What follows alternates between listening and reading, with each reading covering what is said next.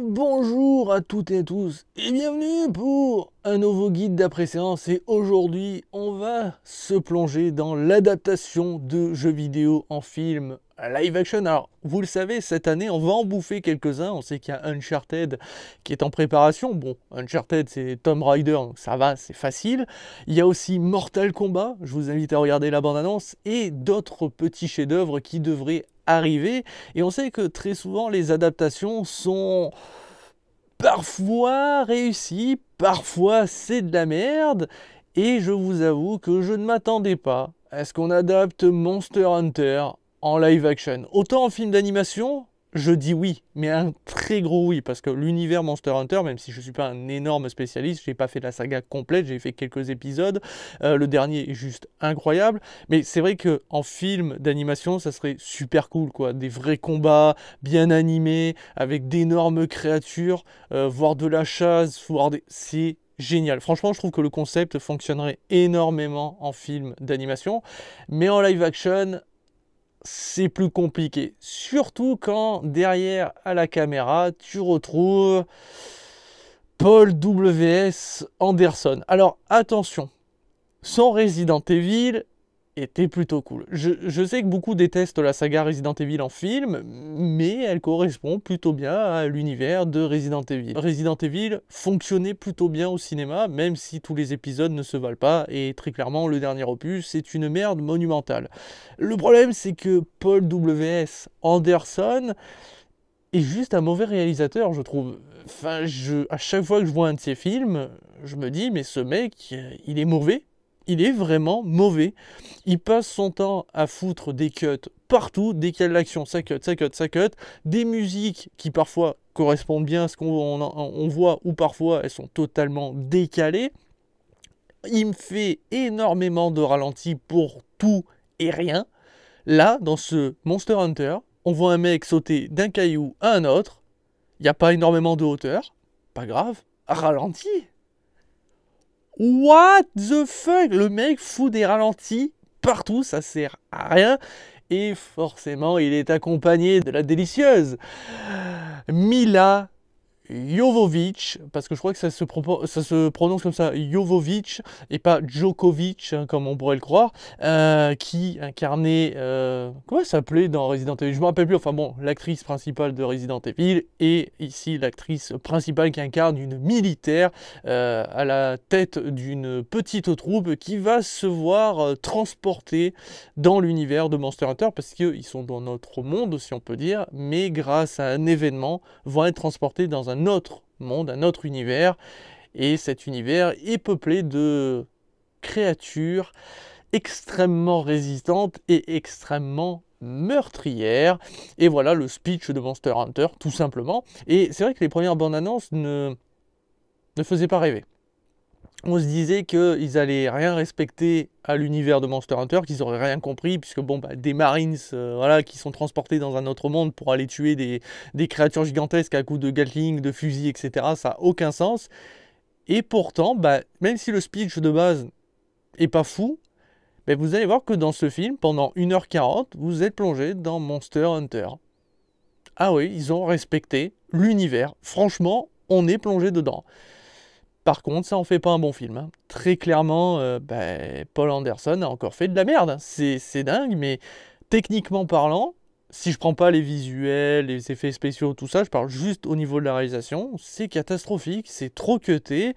Alors, je sais que c'est une manière de déguiser et aussi éviter qu'on voit que les effets spéciaux, les créatures sont des effets spéciaux, puisque forcément, un film live action avec des créatures gigantesques, quand tu vois un mec avec une énorme épée, forcément en plastique ou en papier mâché, courir pour aller taper la créature, tu te doutes que tu peux pas laisser un long plan avec la créature gigantesque, le mec tout petit avec son épée en train de le taper, ça aurait pas de sens, donc tu fais un gros plan, t'essayes de cutter au maximum.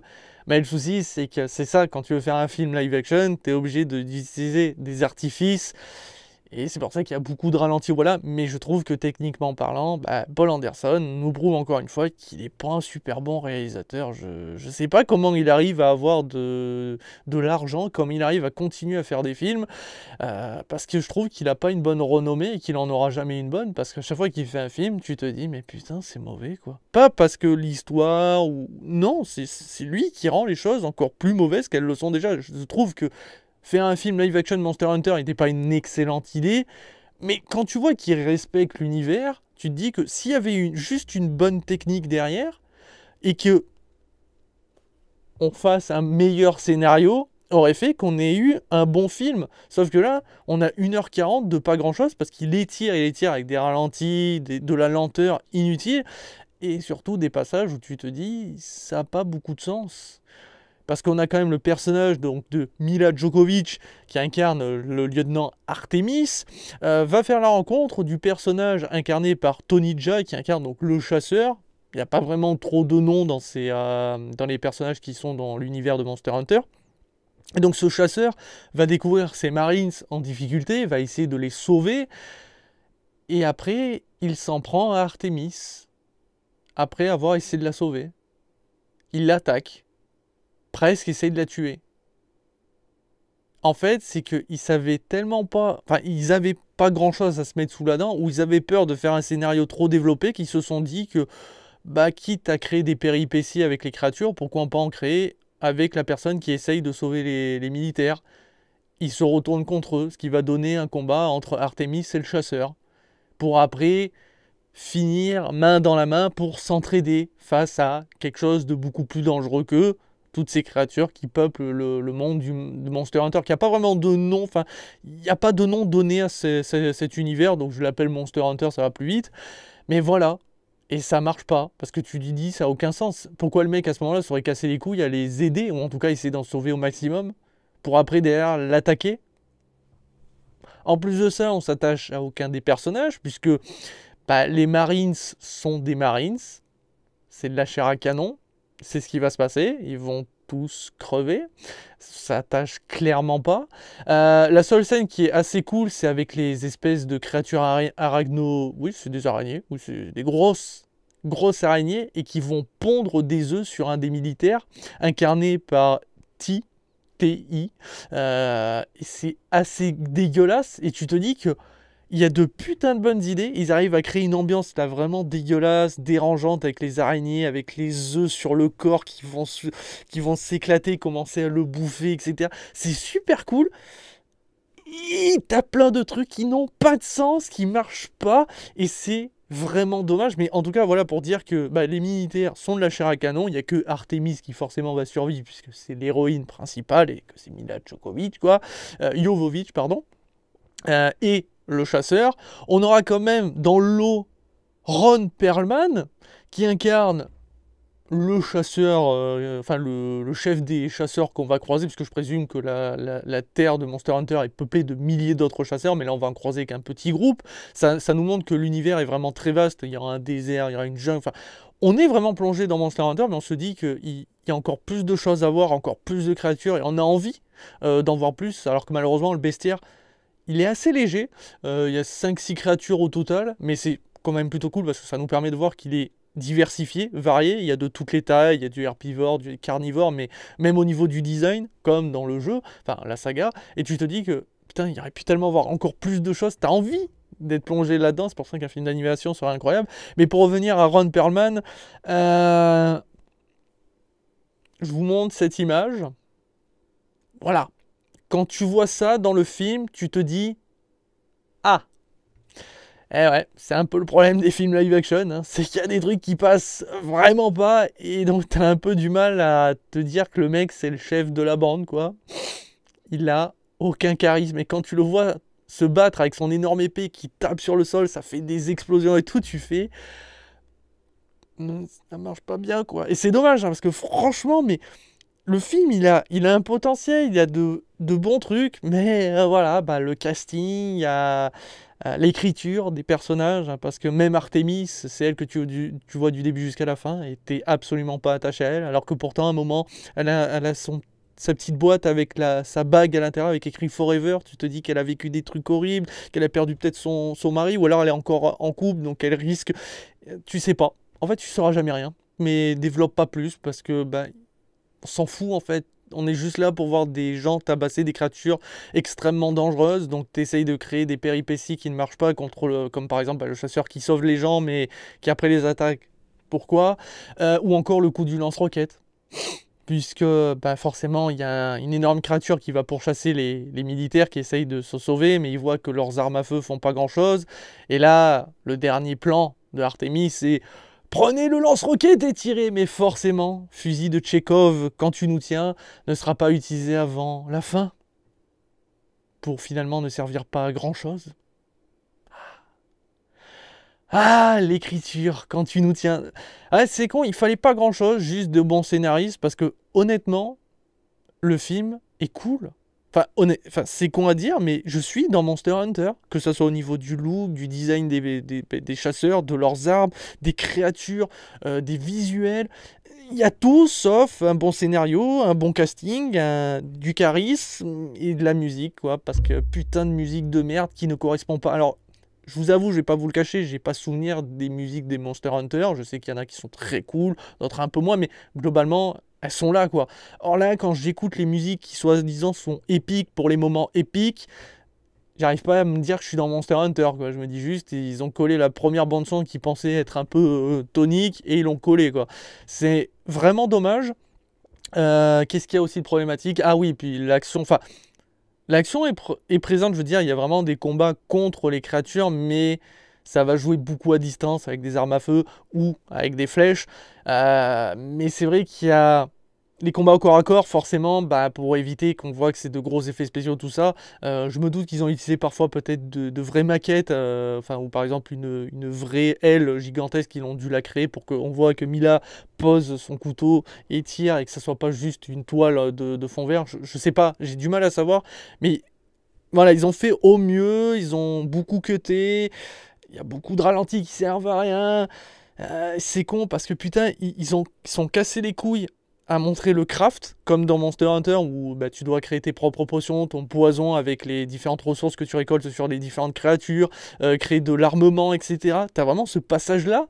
T'as même le passage avec les fameux énormes chats, là je me rappelle plus comment ils s'appellent, qui aident les chasseurs dans leur combat parfois en portant du matériel ou en cuisinant. Là il y en a qu'un, mais ils essayent de respecter vraiment l'univers. C'est con, on aurait pu avoir un putain de bon film. Je pense qu'en film d'animation, on aurait été plus simple, puisque justement, on aurait eu des personnages charismatiques, on aurait eu de vrais combats, on aurait pu largement montrer la démesure des créatures face aux chasseurs. Il y a un passage un petit peu étonnant, c'est quand le chasseur et Artemis se mettent à courir sur le sable pour vite aller récupérer le fameux lance-roquette. Artemis arrive à courir aussi lentement que le chasseur qui porte un arc, des flèches et une énorme épée sur lui, alors qu'elle est équipée de rien du tout. Donc pour une ex-militaire, elle est même pas capable de courir plus vite que le chasseur. Donc bref, ça a pas de sens. D'ailleurs, à noter qu'il y a un protagoniste que je vous montre aussi en screenshot, paix à son âme, hein, parce que il ne ressemble à rien et en plus il meurt comme une merde. C'est triste. Il y a aussi Megan Good qui est dans le film, un petit rôle, hein, qui va mourir aussi très vite, hein, parce que c'est une militaire, donc la chair à canon. Et je me souviens d'elle dans Cousin Skitter. Et dans Ma famille d'abord aussi. Comme quoi elle n'a pas une grande carrière, c'est dommage, mais c'est pas avec Monster Hunter que sa carrière va décoller dans le monde du cinéma. Et aussi la scène finale, ça qui clôture le film, c'est dommage, ils auraient pu faire une fin assez incroyable, puisque il y a Artemis et le chasseur donc qui se retrouvent et qui ont enfin tué la grosse créature. C'était plutôt cool, ils auraient pu finir sur un truc épique avec une énorme bête qui surgit très loin, où on la voit apparaître, et là on se dit ok, ça annonce une suite, ou alors un truc ultra badass, sauf que non, ils ont voulu réunir le trio de choc avec l'amiral, le chasseur et Artemis, qui foncent sur une nouvelle créature un peu moins badass que les deux premières qu'on avait pu croiser, et elles foncent dessus, les trois foncent dessus, d'une manière ridicule, ça fait vraiment très cheap, et ça se termine ainsi. Enfin bon bref, c'est dommage. Mais voilà, j'avais oublié de souligner ces quelques points. Bah voilà, j'ai pas grand chose à dire de plus. C'est dommage hein, parce que je n'en attendais pas grand chose. Au final, j'étais surpris parce que au moins l'univers est respecté. Il y a de bonnes choses, mais alors après, je dis pas que c'est la faute de Paul Anderson à 100%, mais c'est vrai que le jeu d'acteur n'est pas fou non plus de Djokovic et des autres acteurs qu'on va croiser pendant quelques minutes. Le chasseur incarné par Tony Jaa est drôle, je crois, puisque forcément il y aura de l'humour sur leur dialogue, parce qu'ils n'arrivent pas à se comprendre parce qu'ils parlent un dialecte et elle un autre. Mais quand il va s'amuser à dire appât pour elle, et elle va servir d'appât, bon voilà, ça peut faire sourire. C'est con. Ah, c'est un film live action. Hein. C'était un risque, mais c'est pas une merde monumentale. Franchement, on aurait pu avoir bien pire. Ils s'en sortent, on va dire, avec les honneurs. Et au moins, les créatures sont très classe. Donc, je vais lui donner une note de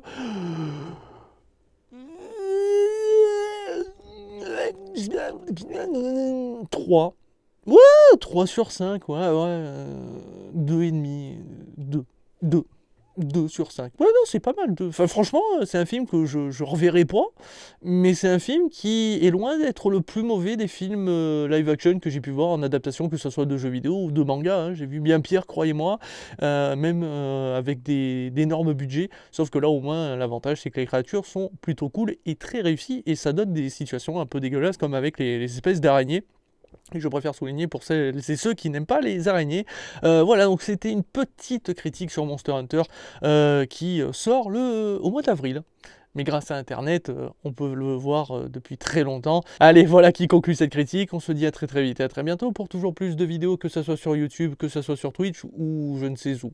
Allez, sur ce, bonne fin de journée. Ciao, ciao.